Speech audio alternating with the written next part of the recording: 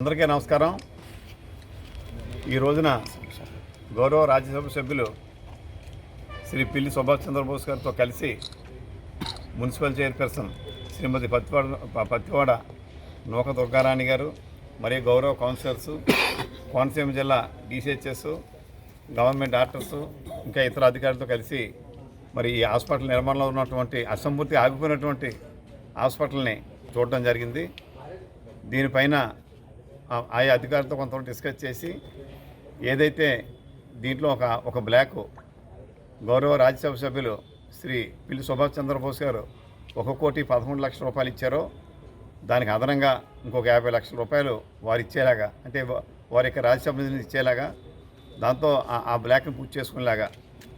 రెండవ black municipal general funds 1,50,00,000తో అసంపూర్తిగా ఉన్న బిల్డింగ్ని సుమారు ఇంకొక 40,00,000 రూపాయలు వెచ్చించి దాన్ని కూడా కంప్లీట్ చేసుకుని ఈ రెండు బ్లాకుల్లోకి ఇవాళ ఎక్కడైతే 30 పడకల హాస్పిటల్లో ఆల్మూర్ రోడ్లో ఉందో దాన్ని ఇక్కడ షిఫ్ట్ చేసేలాగని చెప్పి ఒక నిర్ణయం తీసుకోవడం జరిగింది.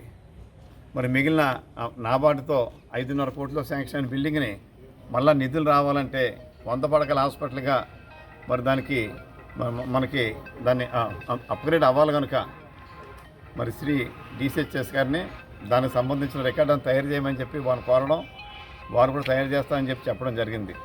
ఆ రికార్డు పూర్తయిన తర్వాత రాష్ట్ర ప్రభుత్వం ద్వారా కేంద్ర ప్రభుత్వాన్ని పంపించి మిగిలిన నిధులు కూడా నాబార్డుని సుమారు ఇంకొక 15 కోట్ల దాకా అవసరం ఉండొచ్చని చెప్పి నేను వ్యక్తిగతంగా భావిస్తూ ఉన్నాను.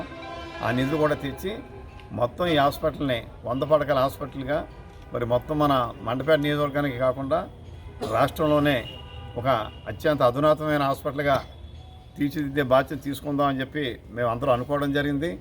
మరి ముఖ్యంగా ఈ హాస్పిటల్కి ఈ స్థలం సేకరించి దీని ఒక పునాదికి మరి అన్ని విధాలు కృషి చేసినటువంటి ఆనాటి గౌరవ డిప్యూటీ ముఖ్యమంత్రి, ఈనాటి రాజ్యసభ సభ్యులకి మండపేట నియోజకవర్గం ప్రజలందరూ కూడా ఎప్పుడు రుణపడి ఉంటారని చెప్పి తెలియజేస్తూ దీన్ని అతి తొందరలోనే పూర్తి చేసే ఆలోచనతో ముందుకు సాగుతున్నామని చెప్పి ఈ సందర్భాన్ని తెలియజేస్తూ ఉన్నాను.